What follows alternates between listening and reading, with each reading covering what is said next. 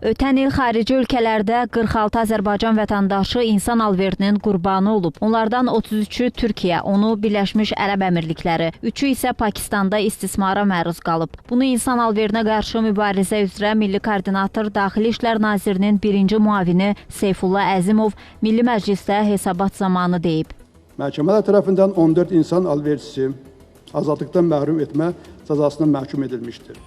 İnsan alveri seksual xarakterli hərəkətləri məcbur etmə, uşaq pornoqrafiyasının dövriyyəsi, pornoqrafik materialları və ya əşyaları qanunsuz yayma, fahişəliyə cəlb etmə və əxlaqsız yuvaları saxlamaya görə yerli axtarışda olan 31 təqsirləndirilən şəxsdən 15-i, o cümlədən insan alverçisi tutulmuşdur.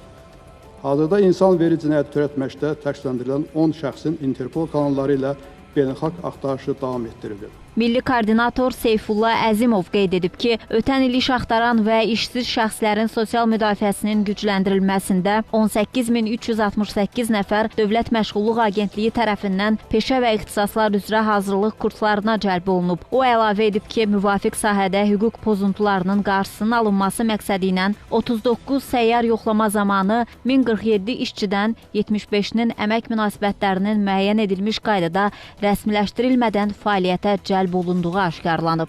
Nəticədə bir işə götürən fiziki şəxs barəsində toplanmış materiallar baş prokurorluğa göndərilmiş, daha 18-i haqqında ümumilikdə 92.200 manat məbləğində inzibati cərimə tətbiq edilmişdir.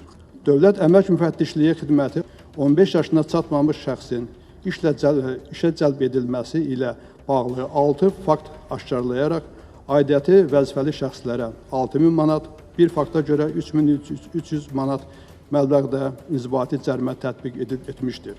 Milli Məclisdə daha sonra yeni qanun layihələri də müzakirə edilib. İclasda xüsusilə Qubanın 3 kəndi üçün təklif edilən yeni adlar səsləndirilib.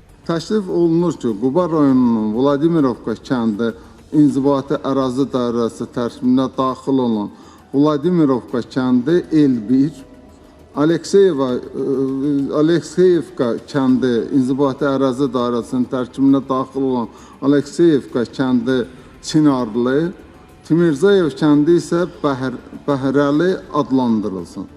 Milli Məclis məqsədli təyinatı əkin çoxillik əkmələrin altında olan kənd təsərrüfatı torpaqlarındakı yaşıllıqların götürülməsi ilə bağlı dəyişikliyi də ilk oxunuşda qəbul edib. Bununla bağlı yaşıllıqların mühafizəsi haqqında qanuna təklif edilən dəyişikliklər parlamentin bugünkü plenar iclasında müzakirəyə çıxarılıb.